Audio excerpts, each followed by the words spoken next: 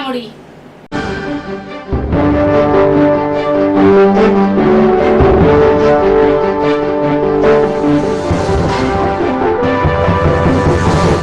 बाळंतपणासाठी खाजगी प्रसूतिगृहात खर्च झाला तरी चालेल, परंतु सरकारी रुग्णालयातील प्रसूतिगृहात बाळंतपण नको ही भूमिका अनेकांची असते। मात्र याला सिव्हिल रुग्णालय अपवाद ठरत आहे। रुग्णालयातील अद्ययावत प्रसूतिगृहात अत्यंत जोखमीच्या प्रसूती पार पडत असून नुकतेच एका महिलेने 3 बाळांना जन्म दिलाय। आई आणि तिन्ही बाळं सुखरूप असून काल त्यांना घरी पाठवण्यात आलं। ठाणे जिल्ह्यात बाळंतपणासाठी सिव्हिल रुग्णालयातील प्रसूतिगृह आई आणि बाळासाठी वरदान ठरत आहेत। रुग्णालयातील प्रसूतिगृह अद्ययावत असून प्रसूतीसाठी जिल्ह्याच्या कानाकोपऱ्यातून महिला उपचारासाठी येत असतात।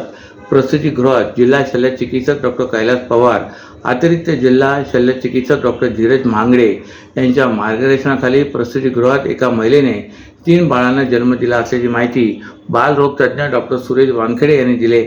मुंब्र्यात राहणाऱ्या एका 20 वर्षीय महिलेला 18 फेब्रुवारी रोजी प्रसूतिगृहात महिलेची सिझेरिंग नंतर 3 बाळांना जन्म दिला। यामध्ये 2 मुलं 1 मुलगी आहे।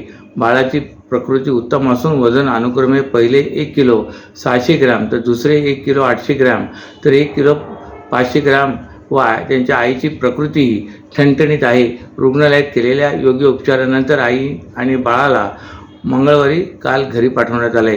ठाण्यातील सुपरमॅक्स कंपनीच्या कामगारांच्या प्रश्नांवर तोडगा काढण्यासाठी त्यांना न्याय देण्यासाठी राष्ट्रीय कंपनी कायदा न्यायाधिकरणासमोर सुरू असलेल्या प्रकरणात उद्योग आणि कामगार विभागाने हस्तक्षेप याचिका दाखल करावी असे उपमुख्यमंत्री एकनाथ शिंदे यांनी काल केले। ठाण्याच्या सुपरमॅक्स कंपनीच्या कामगारांच्या मागणीबाबत सोमवारी मंत्रालयात बैठक घेण्यात आली।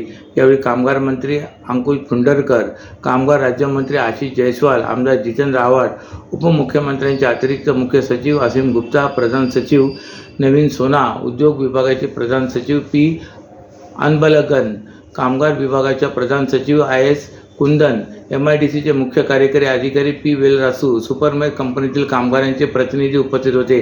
मालमत्ता कर, पाणीपट्टी अशा स्थानिक स्वराज्य संस्थेच्या कराची मोठी थकबाकी असणाऱ्या आणि आर्थिकदृष्ट्या अशक्त असणाऱ्या विविध कंपन्यांची माहिती संबंधित महापालिका आयुक्तांनी कामगार विभागाला वेळोवेळी कळवावी, जेणेकरून अशा कंपन्यांच्या आर्थिक स्थितीबाबत वेळीच माहिती झाल्यास कामगार विभाग कामगारांचे आर्थिक व इतर अधिकारी संदर्भात वेळीच हस्तक्षेप करून त्यांना संरक्षण देऊ शकेल, असे उपमुख्यमंत्री शिंदे यांनी यावेळी सांगितले। समस्या, सेवा आणि समाधान या त्रिसूत्रीवर आधारित आनंद आश्रमात शिंदे गटाचा कालपासून जनसंवाद उपक्रम सुरू झाला आहे। उपक्रमाच्या पहिल्या दिवशी शेकडो अर्ज प्राप्त झाले असून त्याचे निवारण झाल्याचा दावा करण्यात येतोय। यापुढेही दर मंगळवारी आनंद आश्रमात जनसंवाद उपक्रम नियमित सुरू राहणार असल्याची माहिती माजी महापौर अशोक वैती यांनी दिली। वनमंत्री गणेश नाईक यांनी ठाण्यात जनता दरबार घेतल्यानंतर शिवसेना शिंदे गटासमोर मोठे आव्हान निर्माण झाले। या जनता दरबाराला जनसंवादाने उत्तर देण्यासाठी दर मंगळवारी आनंद आश्रम येथे नागरिकांशी संवाद साधून त्यांच्या तक्रारीचे निवारण करण्याचा उपक्रम शिवसेना शिंदे गटाने घेतला आहे। त्या अनुषंगाने समस्या, सेवा आणि समाधान या त्रिसूत्रीवर आधारित शिवसेनेचे माजी महापौर अशोक वैती आणि माजी विरोधी पक्षनेता मनोज शिंदे यांनी काल ठाण्यातील टेंबी नाक्यावरील आनंद आश्रमात जनसंवाद उपक्रम आयोजित केला होता। जनसंवादात शिक्षण, आरोग्य, पाणी, निवारा, क्रीडा, कला, विज्ञान व सामाजिक तथा सध्या स्थितीतील वाद, कलह आदींसह ठाणे नगर विकास आराखड्याबाबतच्या समस्यांचे निवारण करण्यावर प्रामुख्याने भर दिला जात आहे। महाराष्ट्रातील भगिनींना आधार देणारी राज्य शासनाची मुख्यमंत्री माझी लाडकी बहीण योजना। या योजनेअंतर्गत अल्प उत्पन्न गटातील 21 ते 65 वयोगटाच्या भगिनींना मिळणार दरमहा 1500 रुपयाची मदत। अर्ज करण्यासाठी 31 ऑगस्ट 2024 पर्यंत मुदतवाढ। कुटुंबाचं वार्षिक उत्पन्न 2.5 लाख रुपयांपेक्षा कमी असलेल्या महिला पात्र। कुटुंबाकडे पिवळं किंवा केशरी रेशन कार्ड असल्यास उत्पन्नाचा दाखला आवश्यक नाही। पांढरं रेशन कार्ड असेल किंवा रेशन कार्ड नसेल तर कुटुंबाचं वार्षिक उत्पन्न 2.5 लाखांपेक्षा कमी असल्याचा दाखला आवश्यक। योजनेसाठीचा ऑनलाईन अर्ज नारी शक्ती दूत ॲपवरून किंवा पोर्टलवर भरता येईल। ज्या भगिनींना ऑनलाईन अर्ज भरता येत नसेल त्यांच्यासाठी अंगणवाडी, ग्रामपंचायत, वॉर्ड ऑफिस, सेतू सुविधा केंद्रामध्ये किंवा आशाताई बचत गटाच्या CRP यांची मदत उपलब्ध। आता आपल्याला अभिमानाने म्हणता येईल, सुखी आणि सुरक्षित आहे माझी लाडकी बहीण। ठाण्याच्या घाऊक मसाला बाजारात अन्न व औषध प्रशासन आणि ठाणे नगर पोलीस स्टेशनच्या संयुक्त कारवाईत मोठ्या प्रमाणात प्रतिबंधित पान मसाला जप्त करण्यात आला आहे. काल झालेल्या या कारवाईत लाखोच्या किमतीचा साठा जप्त करत अनेक विक्रेत्यांवर गुन्हे दाखल करण्यात आले आहेत. अन्न व औषध प्रशासन आणि पोलिसांना गुप्त माहिती मिळाली होती की ठाण्यातील मसाला बाजारात मोठ्या प्रमाणावर प्रतिबंधित पान मसाल्याचा साठा करण्यात आला आहे. त्यानुसार काल संयुक्त कारवाई करत पोलिसांनी या बाजारपेठेतील गोदामावर छापा टाकला. या कारवाईत विविध ब्रँडचा पान मसाला, गुटखा आणि तंबाखूजन्य उत्पादनाचे मोठ्या प्रमाणावर पॅकेट जप्त करण्यात आले. जप्त केलेल्या मालाची किंमत लाखोच्या घरात असल्याची प्राथमिक माहिती समोर आली आहे. पोलिसांनी या प्रकरणी काही विक्रेत्यांना चौकशीसाठी ताब्यात घेतले असून अन्न सुरक्षा कायदा आणि इतर संबंधित कायद्यानुसार गुन्हे दाखल करण्यात आले आहेत. महाराष्ट्र सरकारने राज्यात गुटखा आणि पान मसाल्यावर पूर्णपणे बंदी घातली आहे. तरी देखील काही व्यापारी अवैध मार्गाने उत्पादन विक्री करत असल्याचे आढळून येत आहे.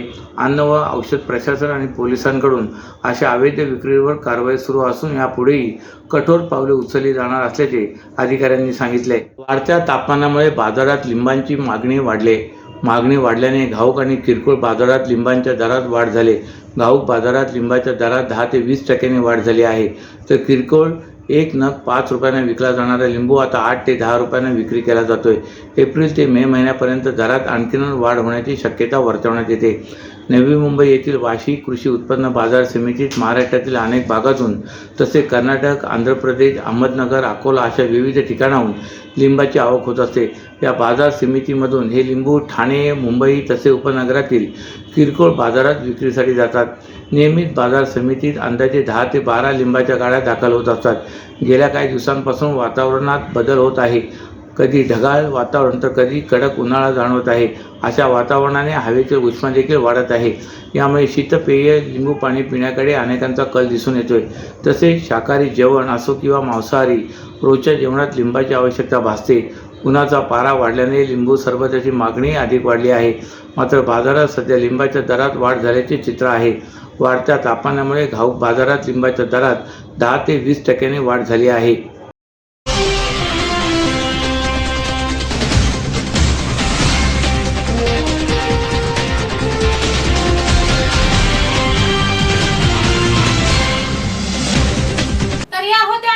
ठळक घडामोडी. तर पुन्हा भेटू याच वेळी याच ठिकाणी.